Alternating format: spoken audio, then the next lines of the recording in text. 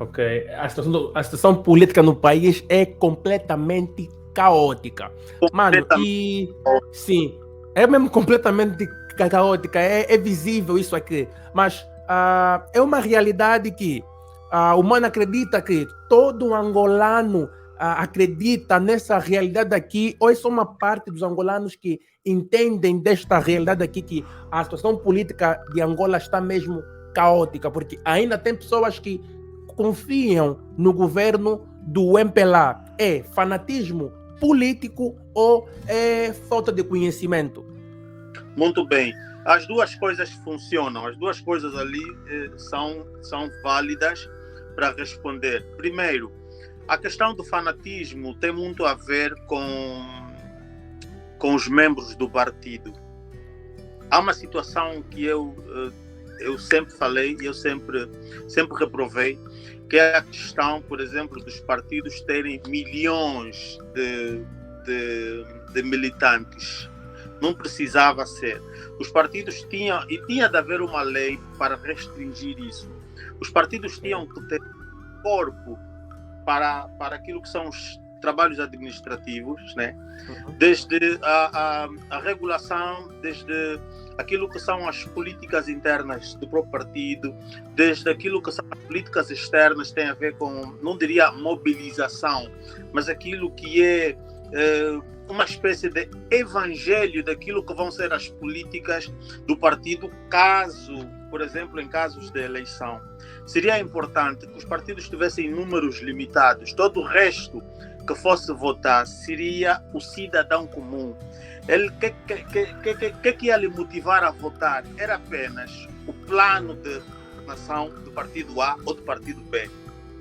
Porque cada membro de qualquer partido em Angola, cada membro, ele não vota no plano de governo, ele vota no amor que ele tem pelo seu partido. E se forem 5 milhões, acredita, são 5 milhões de votos, como é que eu chamo? Votos irracionais. Não é um voto pela racionalidade. Você não analisa os aspectos racionais, ligados à racionalidade, que tem a ver com os prós e os contras, por exemplo, do plano de governo do teu partido. Você vota pelo amor ao teu partido. E isso é muito perigoso para o nosso país. Nós um dia ainda vamos e já começamos a pagar pelas amarguras trazidas por esse modelo de política que infelizmente todos os partidos adotaram. Então, todos os militantes do MPLA não votam porque acreditam no plano de governo, eles votam porque há um programa de manutenção do poder. Então são votos irracionais, são votos cegos. E isso, infelizmente, acontece com quase todos os partidos. Enquanto nós não criarmos mecanismos para inviabilizar esse modelo de prática, nós vamos ter muitos problemas, porque o partido A, se imagina que agora o PRS vem a ser governo nas próximas eleições, e o PRS de repente consegue 10 milhões de militantes.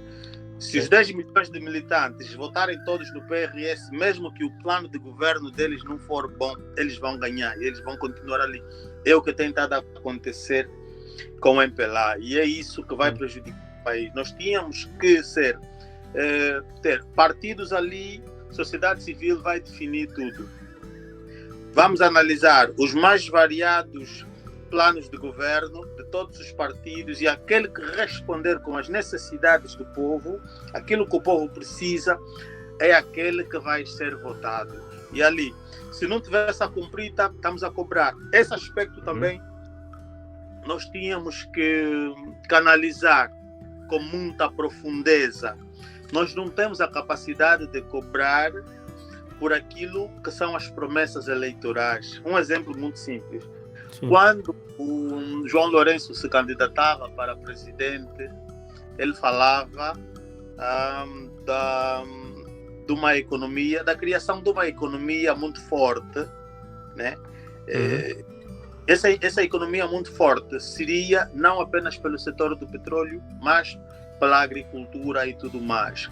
Se analisarmos bem, 4 anos depois, não existe nenhum grande plano de desenvolvimento agrícola no país. Significa que foi uma promessa vazia. Foi uma promessa colocada num saco vazio. E nós não estamos a cobrar. Tínhamos que cobrar. Era importante que tivéssemos a capacidade de cobrar. Mas como é que faríamos isso? É simples. Você tem que ter o plano de governo e todos os discursos pré-eleitorais do indivíduo. E à medida que ele for governando, você vai estudar os seus discursos para ver se a sua governação está em sintonia com o que ele disse no passado, com o que ele disse no período de pré-eleição. Veja, por exemplo, quando o Lourenço fez isso, quando João Lourenço fez esse, era apenas candidato à presidência sim, do MPLA e da República. Quando ele consegue ser presidente, quer do MPLA, quer da República, eles fizeram um documento que se chama PDN, que é Plano de Desenvolvimento Nacional. É um documento de mais ou menos 316 páginas. Dentro desse desenvolvimento nacional existem muitos eixos estratégicos. Veja, se analisarmos cada eixo estratégico do Plano de Desenvolvimento Nacional, não tem a ver com o modelo de política que ele implementa hoje. E a coisa de um mês, salvo erro, ele diz que não é possível desenvolver um país em 10 anos. Mas veja só, como é que você permite a criação de um plano de desenvolvimento nacional a ser aplicado no quadriênio que vai de 2018 a 2022? Sim.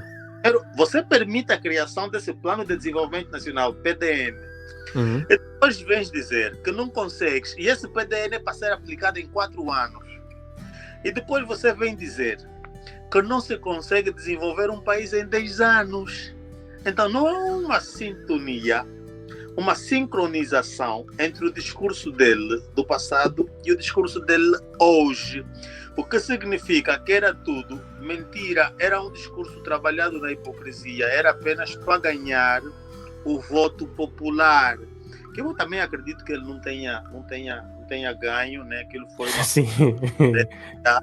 Porque sabe que era fraude? Em função daquilo que são as necessidades econômicas e em função daquilo que são as necessidades funcionais do Conselho Nacional Eleitoral, qualquer que se candidatar para trabalhar ali consegue. Então, cada um de nós teve familiares que foi lá trabalhar. E como aquilo tarde, as pessoas só podiam regressar depois do... Aquilo é o quê? Aquilo é depois da contagem, não é? Porque naquela altura ainda se permitia a contagem e depois colocavam ali na Assembleia de Voto quem ganhou, quem teve mais votação naquela Assembleia. Depois cortaram isso, que é um completo retrocesso. Mas veja, você está à espera do teu familiar que foi lá votar, mas estão a te dizer, não, ainda não terminou a contagem. Mas a TPA já estava a divulgar os resultados provisórios de todas as assembleias de voto.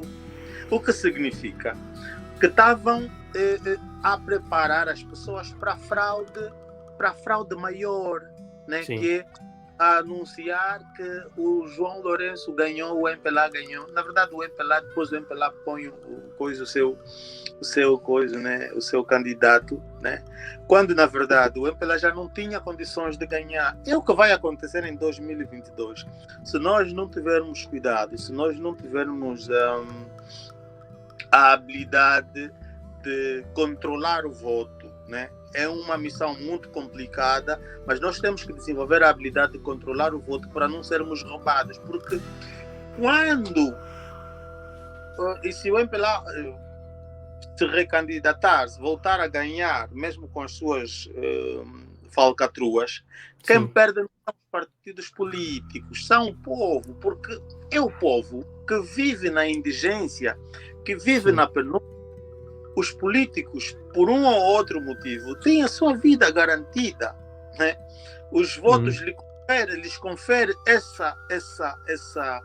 esse, digamos, privilégio, né? Eles vivem de alguma forma, melhor que o povo, não vivem a mesma condição de penúria do povo. Então, quem verdadeiramente perde é o povo. Por isso, o povo tem que desenvolver a habilidade de não depender do político para ir manifestar.